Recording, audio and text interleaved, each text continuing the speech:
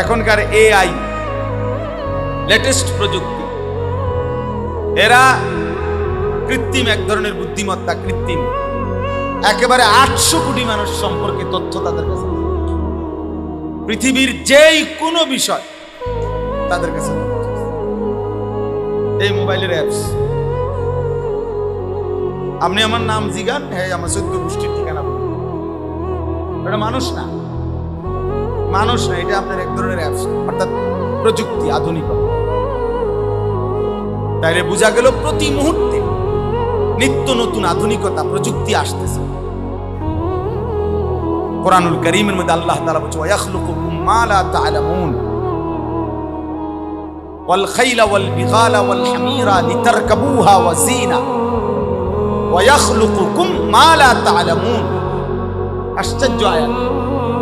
আল্লাহ তাআলা বলেন ঘোড়া, গাধা, খচ্চর এগুলো আমি আল্লাহ তাআলা এখন তোমাদের যানবাহন হিসাবে, চড়ার জন্য সৌন্দর্যের উপকরণ হিসাবে দিলাম। যেমন একজন লোকের একটা প্রাইভেট কার, এটা একটা সৌন্দর্যময় জিনিস, একটা বাহন। আল্লাহ বলেন এখন আমি তোমাদেরকে চড়বার জন্য গাধা, ঘোড়া, খচ্চর দিলাম। তবে শোনো, এখানে শেষ না। ওয়ায়াখলুকুকুম, আল্লাহ তোমাদের জন্য সৃষ্টি করতে থাকবেন মা লা তা'লামুন, যা তোমরা জানো না। সামনে আস্তে আস্তে বাড়তে থাকবে। ওয়ায়াখলুকু মা লা তা'লামুন, এবং তিনি সৃষ্টি করবেন ওই জিনিসগুলো যা তোমরা কি। তাইলে সেই গাধা, ঘোড়া, খচ্চর আধুনিক হইতে হইতে হইতে হইতে এখন কত অত্যাধুনিক যানবাহন, অত্যাধুনিক যানবাহন। আমরা যুগ যুগ ধরে, এক সময় ছিল হজে যাইতো আল্লাহর বান্দারা, আজ থেকে 50 বছর 100 বছর আগে, যে পানির জাহাজে করে জীবনের তরে গ্রাম সকলের থেকে দোয়া দায়ী নিয়া, সমস্ত লেনদেন ক্লিয়ার করে মাপসাপ নিয়া, তারপরে কি যাইতো আল্লাহর ঘরে হজে যাইতো। মানে আর কোনোদিন ফিরবে কিনা তার কোনো নিশ্চয়তা নাই। 6 মাস 1 বছর পরে আল্লাহ আনাইলে আবার কি আসতো, ফেরত আসতো। এখন ফজরের নামাজ বাংলাদেশে পড়লে জোহরের নামাজ হারাম শরীফে গিয়া 6 ঘন্টায় বিমান ফ্লাইং হইলে ঢাকা এয়ারপোর্ট থেকে জিদ্দা 6 ঘন্টা পরে নাম, মাত্র 6 ঘন্টা। তাইলে বলে, যাই হোক, আমার বলার উদ্দেশ্য হলো প্রিয় ভাই নওজোয়ান, মোবাইলের এই আসক্তি একদিন ফকির বানায় দিবে। একদিন ঘুম থেকে জেগে দেখবা তোমার কিছুই নাই, কিন্তু তোমার গুনাহগুলো হয়ে গেছে। একদিন হারামগুলো সব রয়ে গেছে। এটা হলো বাস্তব, এটা হলো বাস্তবতা। আল্লাহ তাআলা আমাদের প্রত্যেককে হেফাজত করেন। কোরআনুল কারীমের 18 নম্বর পারা 24 নম্বর সূরা, সূরা নূর, এই সূরার 30 নম্বর আয়াত আমি পড়ছি। এই মাত্র, এই অল্প একটু সময় আমি এই আয়াতকে সামনে রেখে অল্প কিছু কথা বলতে চাই। আল্লাহ তাআলা আমাদেরকে তৌফিক দান। প্রথম যে কথাটা বুঝতে হবে, এক মানুষের জন্য আল্লাহ তাআলার দেওয়া সর্বশ্রেষ্ঠ নিয়ামত হলো ঈমান, কালেমা লা ইলাহা ইল্লাল্লাহ মুহাম্মাদুর রাসূলুল্লাহ সাল্লাল্লাহু আলাইহি ওয়াসাল্লাম। এই গোটা সৃষ্টি জগতের সবকিছু আল্লাহর দেওয়া নিয়ামত, তন্মধ্যে সর্বশ্রেষ্ঠ নিয়ামত, পরিপূর্ণ নিয়ামত ঈমান। কোরআনুল কারীমের মধ্যে আছে ওয়া আসবাগা আলাইকুম নিআমাহু যাহিরাতাও ওয়া বাতিনা। আল্লাহ তাআলা বলেন তিনি তোমাদের উপরে তার নিয়ামত সমূহ প্রকাশ্য এবং গোপন সমস্ত নিয়ামত সমূহ আসবাগা পরিপূর্ণ করেছেন। ইসবাগ মানে পূর্ণ করা। তো তাফসীরের মধ্যে আছে কোন বান্দার উপরে আল্লাহর নিয়ামত পরিপূর্ণ হয় কখন? তখন 4 তলার 7 তলায় শেষ। কি বলে? উনি যেটা টার্গেট দিয়েছে 4 তলা বিল্ডিং, এটা যখন পূর্ণ শেষ হয়, অনেক মানুষ আমাদের দেশে বলে না হুজুর খাস দোয়া করবেন আল্লাহ আল্লাহ করে, শুধু আর এই চারতলার ছাদটা যদি ঢালাই হয়, আল্লাহর রহমতে যদি ঘরটা একটু ফিনিশিং করে শেষ করতে পারি, আর একটা ছেলে দোয়া করেন তারে যদি একটু কোনো রকম চাকরি বাকরি বা বিদেশ একটা লাইন করে দিতে পারি, ছোট মেয়েগা যদি কোনো রকমে আল্লাহ আল্লাহ করে বিয়ে দিয়ে লাইতেন, আল্লাহর রহমতে আর আপনার দোয়ায় 10 জনের দোয়ায় আর কোনো টেনশন নেই। মাশাআল্লাহ, জিন্দেগির মাকসাদ ক্লিয়ার। পৃথিবীতে যে উদ্দেশ্যে আসছিল চারতলা শেষ করার জন্য, আল্লাহর দয়ায় চারতলা শেষ হয়েছে।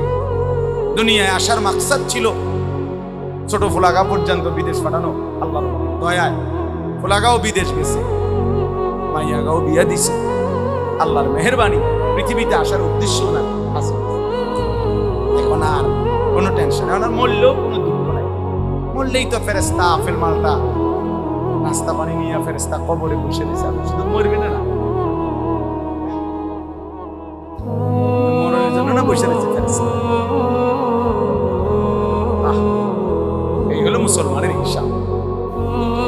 এক মুসলমান এটা বললে এর চাইতে বড় আফসোস আর কি? মরে না বুড়া মিয়া কেন?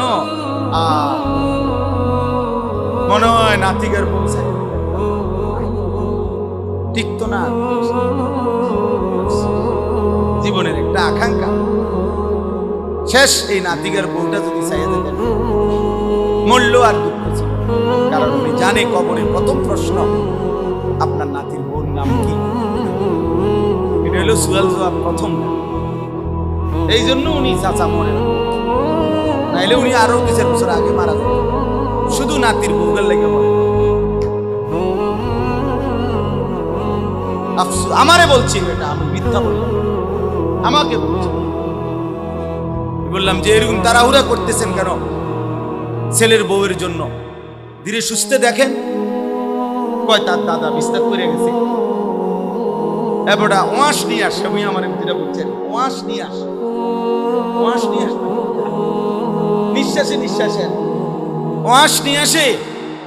এ কথা কয় হুজুর যারে নাতিকের বুঝি বলছে, কোন রকমে আজরাইল বলে উনি রুহুটা ধরে রাখছে। এই মুমিনের স্বপ্ন হতে পারে, এক মুমিনের আখিরি তামান্না এটা। আল্লাহ আমাদেরকে হেফাজত করুন। তাইলে বললাম আল্লাহ তাআলা সবচেয়ে বড় নিয়ামত যেটা দিয়েছেন, আসবাগা বলতাম পূর্ণ নিয়ামত। একজন বিশ্ববিখ্যাত মুফাসসির হযরত আব্দুল্লাহ ইবনে আব্বাস রাদিয়াল্লাহু তাআলা আনহুমার ছাত্র মুজাহিদ ইবনে জাবার রাহমাতুল্লাহি আলাইহি, মুজাহিদ জগৎ বিখ্যাত মুফাসসির ছিলেন, তাবিঈ। উনি বলছেন কোন বান্দার উপরে আল্লাহর নিয়ামত পরিপূর্ণ হয় কখন? যখন ওই বান্দা ঈমানের দৌলত লা ইলাহা ইল্লাল্লাহের নিয়ামত যখন পায়, তো তখনই বলা হয় যে আল্লাহ তাআলা তার উপরে নিয়ামত পূর্ণ করেছেন। ঈমানবিহীন গোটা দুনিয়া, আল্লাহবিহীন গোটা দুনিয়া যদি 1000 লক্ষ বারও পায়, সে কিছুই পায় না। আল্লাহকে পেয়ে গোটা দুনিয়া যদি কিছু না পায়, সে কিছুই হারায় নাই। আমার শায়েখ আল্লামা মুফতি মুশতাকুন নবী কাসিম হুজুর এটা বেশি বলে, আল্লাহকে পেয়ে যদি সব হারায়, কিছুই হারায়নি। আল্লাহকে না পেয়ে যদি সব পায়, কিছুই পায় না। মুজাহিদ আজম আল্লামা শামসুল হক ফরিদপুরি রাহমাতুল্লাহ এটা বলতেন, তুমি আল্লাহকে পেয়েছো, সব পেয়েছো, তুমি আল্লাহকে পাওনি, কিছুই। হাকিমুল উম্মত মুজাদ্দিদুল মিল্লাত হযরত মাওলানা শাহ আশরাফ আলী থানভী রাহমাতুল্লাহ আজাল্লে শ্রেষ্ঠতম খলিফা খাজা আজিজুল হাসান মজজুব রাহমাতুল্লাহ বলতেন, যে তু মেরা তু সব মেরা। আল্লাহ যখন আপনি আমার, সবই আমার, আসমানও আমার, জমিনও আমার।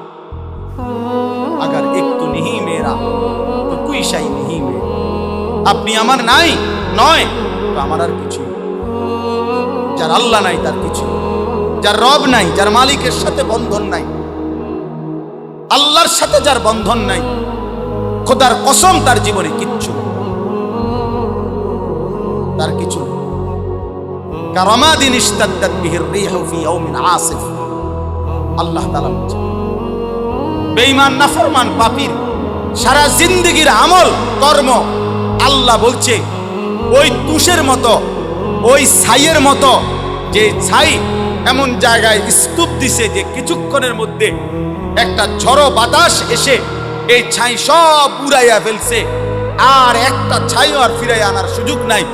খোদার কসম আল্লাহ বলেন নাফরমান পাপীর আল্লাহকে বাদ দিয়ে যা করছে, এই আমল, এই মেহনত, এই কর্মকাণ্ড এরকম ছাই যেটা বাতাসে ছড়ে উড়িয়ে নেয় ওরকম। আমালুহুম কারামাদিন ইশতাদ্দাত বিহির রিহু ফি ইয়াউমিন আসিফ। আরেকটা আয়াত কি? আরেকটা হলো কাসারাবিন বিকিআতিন ইয়াহসাবুহু যামআনু মাআন হাত্তা ইযা জাআহু লাম ইয়াজিদহু শাইআ।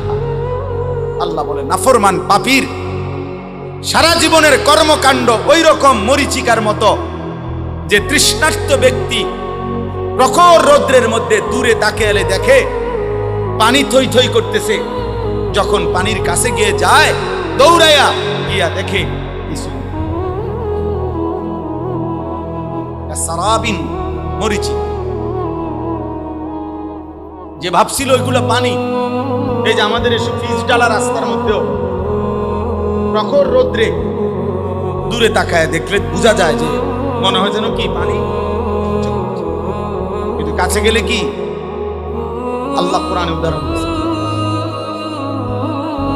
আল্লাহ তাআলা বলছে সমস্ত নাফরমান, আল্লাহ বলছে কুল হাল নুনাব্বিউকুম বিল আখসারিনা আমালা আল্লাযীনা যাল্লা সা'য়ুহুম ফিল হায়াতিদ দুনিয়া ওয়া হুম ইয়াহসাবুনা আন্নাহুম ইউহসিনুনা সুনআ।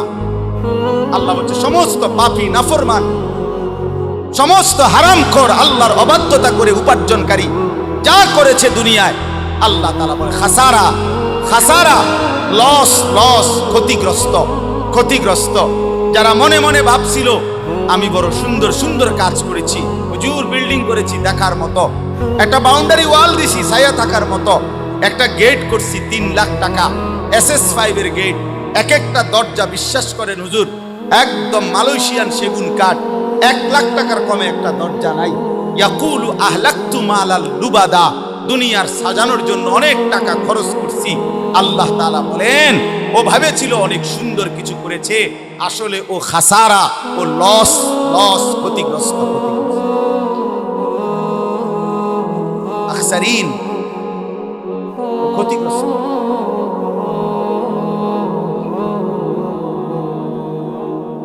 ইয়াকুলু আহলাকতু মালা আয়াহসাবু আল্লাম ইয়ারাহু আহাদ। আল্লাহ বলে নাফরমান বলে আমি অনেক টাকা খরচ করেছি দুনিয়ার জন্য। রব্বুল আলামিন বলে সে কি জানে না? তাকে জিজ্ঞেস করে দেখো, তাকে কি কেউ দেখে না? আল্লাহ কি মিথ্যাগুলো দেখে নাই? আল্লাহ বুঝি সুদের টাকা দেখে নাই? আল্লাহ বুঝি ঘুষের টাকা দেখে নাই? আল্লাহ বুঝি কিস্তির টাকাগুলো দেখে নাই? আল্লাহ বুঝি ওজনে কম দেওয়া টাকাগুলো দেখে নাই? আল্লাহ বুঝি হারাম কথাগুলো দেখে নাই? আল্লাহ বুঝি কাস্টমারের সাথে মিথ্যা যে বলেছো আল্লাহ বুঝি দেখে নাই? দেখে নাই, হ্যাঁ দেখে নাই। আয়াহসাবু আল্লাম ইয়ারাহু আহাদ। আল্লাহ বলে সে কি ভেবেছে তাকে কেউ দেখে নাই? আয়াহসাবু আল্লান ইয়াকদির আলাইহি আহাদ। আল্লাহ বলে সে কি ভেবেছে তার উপরে কারো কোনো ক্ষমতা নাই, নাই। কথা বলেন না।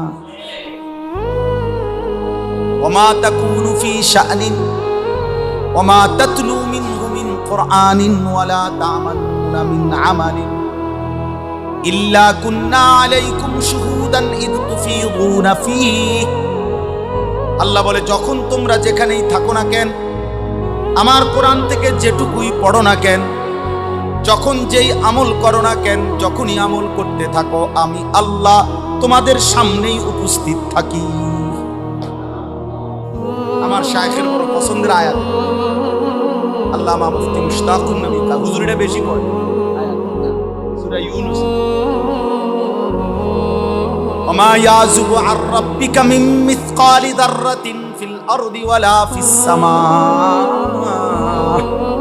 আল্লাহ বলে বান্দা শোনো রে বান্দা, তোমার রবের দৃষ্টি থেকে 7 আসমান 7 জমিনের এক যাররাও তোমার রবের চোখ থেকে আড়াল হবে না। ওমা ইয়াযুবু, তোমার রবের দৃষ্টি থেকে আড়াল হবে না এক জাররা জমিনেরও না আসমানেরও না। ওয়ালা আসগারা মিন যালিকা ওয়ালা আকবারা, এক জাররার চাইতেও কম সেটাও আল্লাহর আড়াল নয়, এক জাররার চাইতে বেশি সেটাও আল্লাহর আড়াল নয়। ইল্লা ফি কিতাবিন মুবিন। আল্লাহ বলে বান্দা শুধু আমার চোখের আড়াল নয়, বরং আমি আল্লাহ 24 ঘন্টা আমার ফেরেশতা দিয়ে সুস্পষ্ট আমলনামার কিতাবের মধ্যে লিখাচ্ছি। হাসিটারও হিসাব পাইবা, কাশিটারও হিসাব পাইবা, চোখের পলকের হিসাব মিলবে, কানের শোনার সব হিসাব মিলবে, প্রতিটা বিন্দু জাররা জাররা নিঃশ্বাসের হিসাব মিলবে। ফেরেশতা শোনাবে বন্ধু, দুনিয়ার জমিনে তুমি এতটা নিঃশ্বাস নিয়েছ, এতটা নিঃশ্বাস আল্লাহর হুকুমে ছিল, এতটা নিঃশ্বাস আল্লাহর নাফরমানিতে ছিল। মা মিন ইমরিইন নাফাতা ইল্লা কুতিবা। আল্লাহর নবী বলে বান্দা যখনই নিঃশ্বাস ফেলে ফেরেশতা তখনই লেখে, প্রত্যেক নিঃশ্বাস ফেরেশতা লেখে। নিঃশ্বাস নিঃশ্বাস ইম্মা ফি তাআতিন ওয়া ইম্মা মাসিয়াতিন, কোন নিঃশ্বাস নেকি হিসাবে লেখে, কোন নিঃশ্বাস গুনাহ হিসাবে লেখে। তাইলে হিসাব বাইর করবেন কেমনে, আল্লাহর আড়ালে যাবেন কেমনে? আল্লাহ আমাদেরকে বুঝ দান। অতএব আমার বাপ, আমার বন্ধু, আমার ভাই, আমি আমাকেও বলি, আমাদের সকলকেই বলি, আল্লাহর আড়াল থেকে যাব কিভাবে, যাব কিভাবে? তাহলে সর্বশ্রেষ্ঠ নিয়ামত ঈমান। বলেন শ্রেষ্ঠ নিয়ামত কি? ঈমান শ্রেষ্ঠ নিয়ামত। ঈমান হারা তো সর্বহারা। এবার আসেন এর পরের কথা। ঈমানের পরে যাকে আল্লাহ তাআলা ঈমানের দৌলত দিয়েছেন, ঈমানের নিয়ামত দিয়েছেন, তার কাছে আল্লাহ তাআলা কি চান? প্রত্যেক মুমিনের কাছে আল্লাহ যাকে ঈমান দিয়েছেন তাকে তো আল্লাহ সর্বশ্রেষ্ঠ নিয়ামত দিয়েছেন, নাকি? এটা বুঝছেন তো না? এবার ঈমানদারের কাছে, প্রত্যেক মুমিনের কাছে যাকে আল্লাহ ঈমান দিয়েছেন তার কাছে আল্লাহ কি চান? আল্লাহ তাআলা চান তাকওয়া। আল্লাহ তাআলা চান কি? তাকওয়া। ঈমানের পরে মুমিনের কাছে আল্লাহর চাওয়া তাকওয়া। বলেন কি? তাকওয়া। আল্লাহ বলেন এবার আমি তোমার কাছে ঈমান আমি তোমাকে দিলাম, এবার আমি তোমার কাছে তাকওয়া চাই। ঈমান আর তাকওয়া এই দুইটা যখন আমারে বুঝাইয়া দিবা, তো আমি আল্লাহ ওয়াদা করলাম আমার কমপক্ষে সবচেয়ে ছোট 10 দুনিয়া বরাবর জান্নাত সর্বশেষ ব্যক্তি হলেও তোমাকে দেব। আর বড়র কোনো হিসাব নাই, আরো বেশি। ওয়াইদাত লিল মুত্তাকিন। আল্লাহ বলে আমার জান্নাত বানানোই হয়েছে মুত্তাকিদের জন্য। জান্নাত বানানোই হয়েছে মুত্তাকি।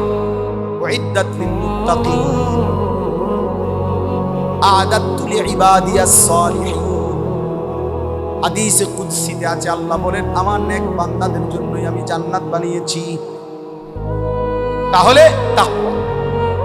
এখন তাকওয়া মানে কি? আল্লাহ যেটা আমাদের কাছে চায়, তাকওয়া মানে 2 জিনিস। 1 নাম্বার হলো গুনাহ ছেড়ে দেওয়া, 2 নাম্বার হলো আদেশ পালন করা। 1 নাম্বার কি? আবার বলে শুনেন, গরম লাগলে কোনো অসুবিধা না, গরম লাগলে মরতেন না, গরম লাগলে মারা যায় না, মরলে আরো আগে মরে গেলেন, গরম তো আরো আগে দিনও ছিল। তো কাজে এটা নিয়ে তো টেনশনের কিছু নেই। গরম লাগে আল্লাহর জন্য, এটুকু গরম সয়ে যদি এই ঘামের বিনিময় রব যদি বলে মাফ করে দিলাম, কেমন হবে? বলে কোরআনুল কারীমের মধ্যে স্পষ্ট আছে, সূরা তাওবার মধ্যে। মদিনায় নবীজি যখন সাল্লাল্লাহু আলাইহি সাল্লাম, প্রচন্ড গরম তখন মদিনায়, খেজুর পাকার মৌসুম, তীব্র গরম পড়ছিল। এরকম সময়ে আল্লাহর নবী তাবুকের যুদ্ধে 30,000 সাহাবী নিয়ে নবীজির জীবনের সবচেয়ে দূরের যুদ্ধে রওনা দিয়েছিলেন। ওই যুদ্ধটাই ছিল নবীজির জীবনের সবচেয়ে দূরের সফর। প্রায় 16 থেকে 17 দিন পায়ে হাঁটার রাস্তা, এত দূরত্ব। তো এই দূরত্বের আপনার তাবুক, এখনো এই এলাকা আছে তাবুক নামে। তো এই রওনা যখন দিছে তখন মদিনার মধ্যে তীব্র গরম ছিল। এমনিতেই আরবের গরম আমাদের চাইতে বেশি না, কথা বলেন। তো ওই সময় ছিল আরো বেশি।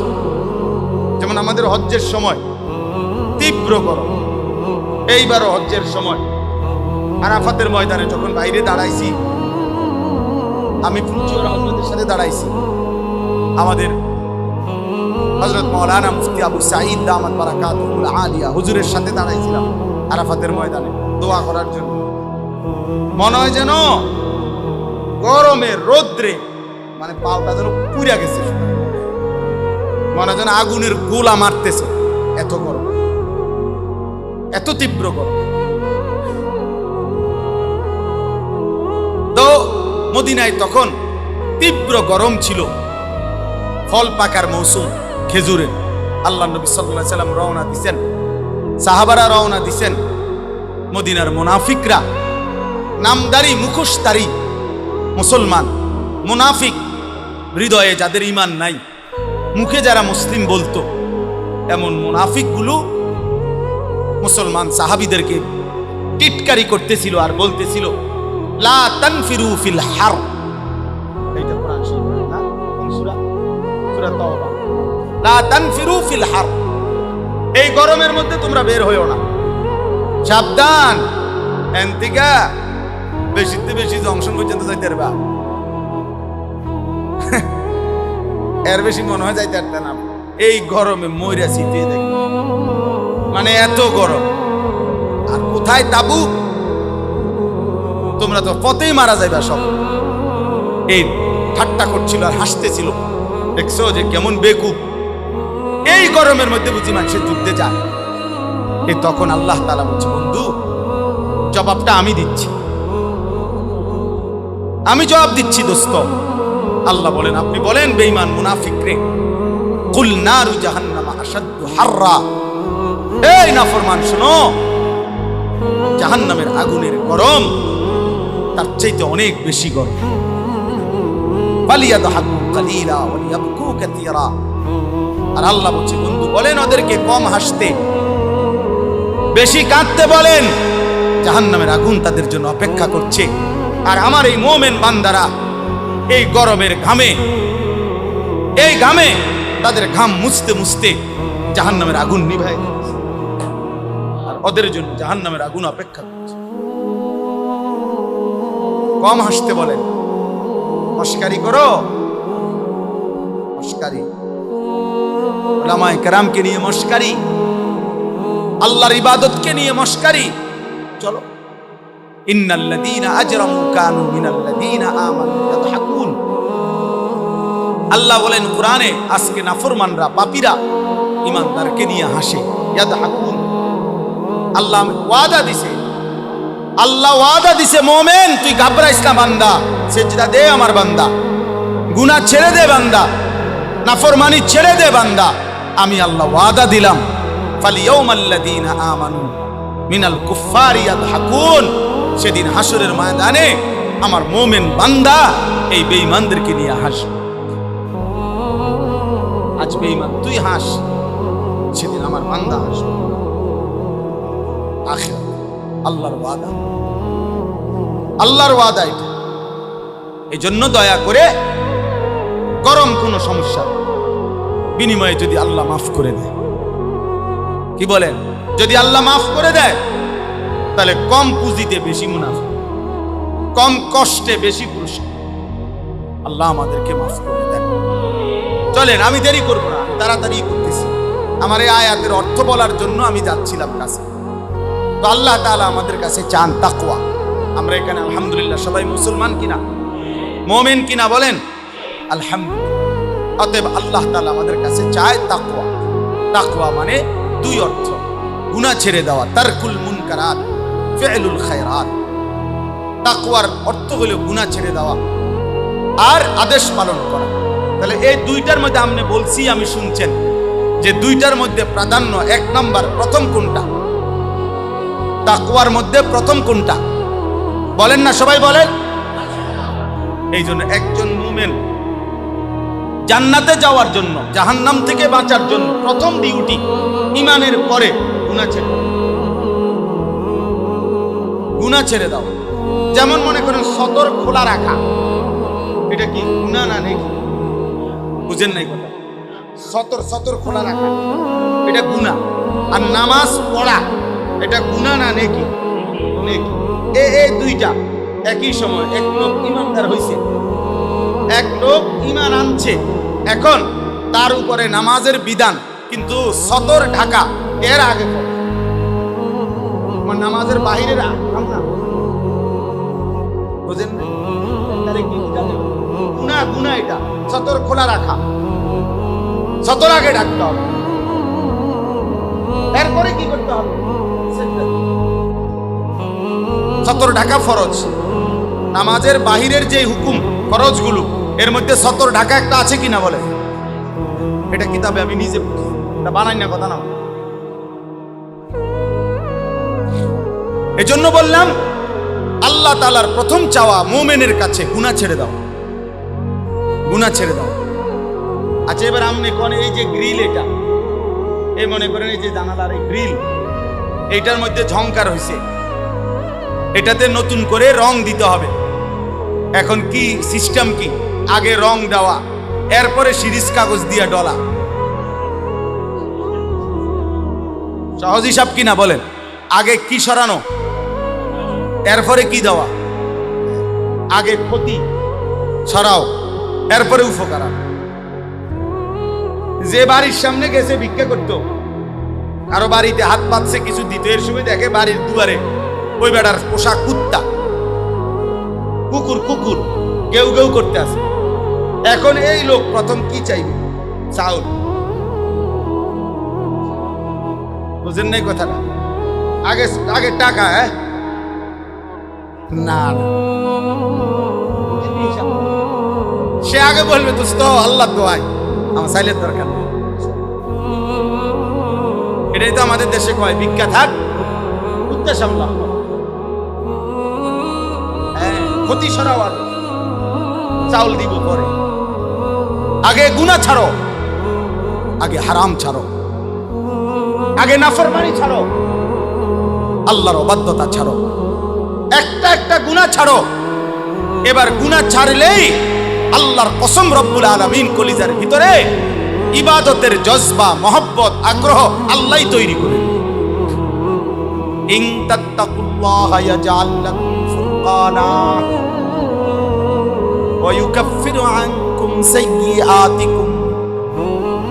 আল্লাহ বলে যদি তাকওয়া অবলম্বন করো, গুনাহ ছেড়ে দাও, আমি রব্বুল আলামিন ওয়াদা দিলাম অন্তরের মধ্যে, দিলের মধ্যে সত্য মিথ্যার পার্থক্যকারী একটা শক্তিওয়ালা, একটা শক্তি যেটার নাম ফুরকান, এমন একটা থার্মোমিটার আমি আল্লাহ তোমার দিলের মধ্যে দিয়ে দেব।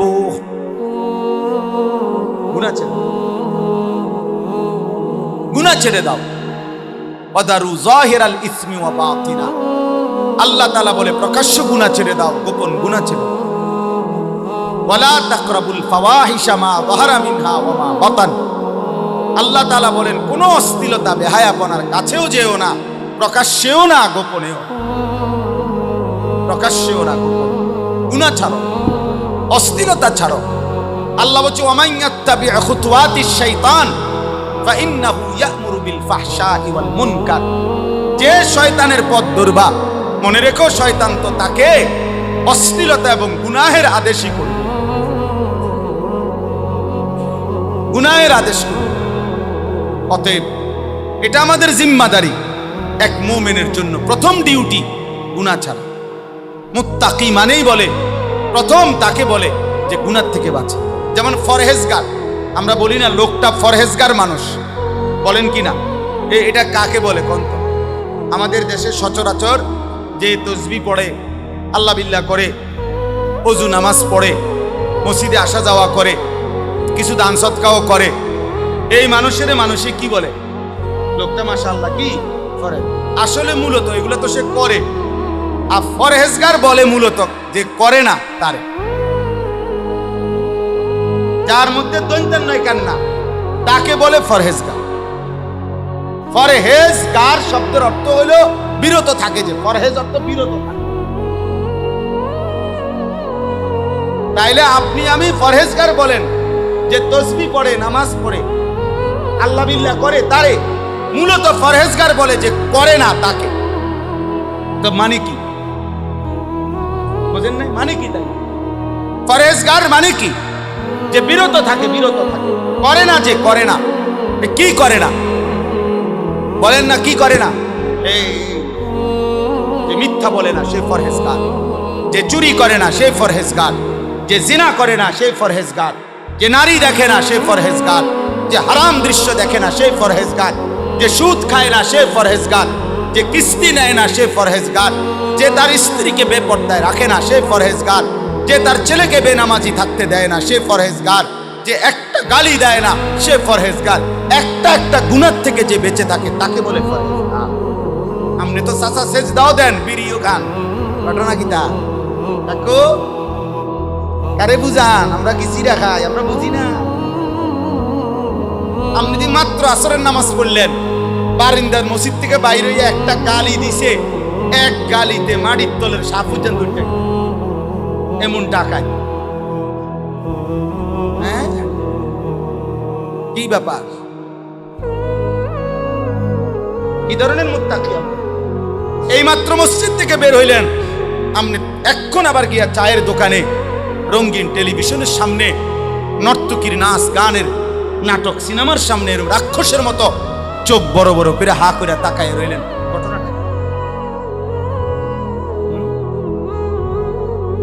এক মুসলমান কত বছর মিথ্যা বলে, এক মুমিন কত বছর নাফরমানি করে। মুসলমান 30 বছর সুদ খায়, মুসলমান 30 বছর ওজনে কম দেয়, মুসলমান 60 বছর পর্যন্ত বিড়ি সিগারেট খাবে, মুসলমান 60 বছর বয়সেও গালিগালাজ করবে, মুসলমান 60 বছর পর্যন্ত কিস্তি নেবে। হায় হায় হায় হায়, এই কেমন মুত্তাকি বলেন না বাপ? আজকে 30 বছর ধরে যার ঘরে প্রত্যেক দিন নাচ গান টেলিভিশন নাটক সিনেমা চলতেছে, প্রতিদিন আপনার বিবি বাচ্চা দেখে, আপনি কি একদিনও ভাবলেন না এটা গুনাহ? আপনার কি কোনোদিনও মনে পড়ে না এটা যে হারাম? এটা ছাড়তেন না আপনি, তা আপনি বেহেশতে যাবেন কেমনে? আপনি সুপারিশ পাবেন কেমনে? আপনি হাউজে কাউসারের পানি নেবেন কিভাবে? এই বাপ বলেন না,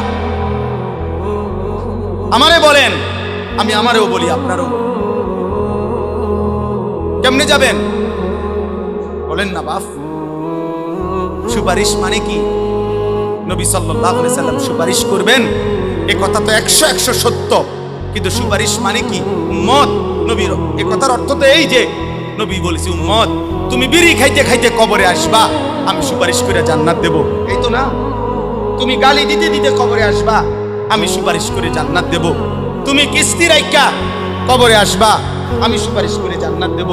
তুমি তোমার ঘরে রঙিন টেলিভিশন রাইখা মৃত্যু পর্যন্ত তোমার টাকা দিয়া বিল দিছ, তোমার টাকা দিয়া ডিশের বিল দিছ, এরপরে কবরে আসবা, আমি নবী তোমারে সুপারিশ করে জান্নাত দেব, হাউজে কাউসারের পানি পান করাই দেব। এরই তো নাম সুপারিশ। হাসরের মাঠ ফুটবল খেলার মাঠ নাকি? হাসরের মাঠ মস্কারি। হ্যাঁ, সুপারিশের কোনো নিয়ম কানুন নাই, কথা বলেন না।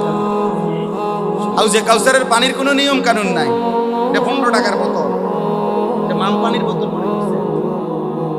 কি ও বাপ? হ্যাঁ, এত সহজ হয়ে গেল আখিরাত। 30,000 টাকা মসজিদে দিছেন, বেহেশত। 4টা ফ্যান দিছেন মসজিদে, বেহেশত। এই আখিরাতের মূল্য 4টা ফ্যান 12,000, 3-4 12,000 টাকা। আখিরাতে তো মামুলি। 1 কোটি টাকাও যদি দান করে থাকেন তো এটা তো একটা আমল, কথা বুঝেন নাই? 100 কোটি টাকাও যদি দিয়ে থাকেন, এটা তো একটি নেক আমল। দান সাদাকা এটা পুরা ইসলাম নাকি একটি নেক আমল? তো বাকি বলেন না ইমরান ভাই, বাকিগুলো নামাজ, হজ, যাকাত, হালাল হারাম, পাক নাফাক, স্ত্রীর পর্দা, ছেলের বউয়ের পর্দা, ছেলে মেয়ের নামাজ, এগুলো আল্লাহর হুকুম না? বলেন না, চুরি, ডাকাতি, জিনা, ব্যভিচার, সুদ, ঘুষ, কিস্তি, মদ, জুয়া ছেড়ে দেওয়া, এগুলো আল্লাহর হুকুম না?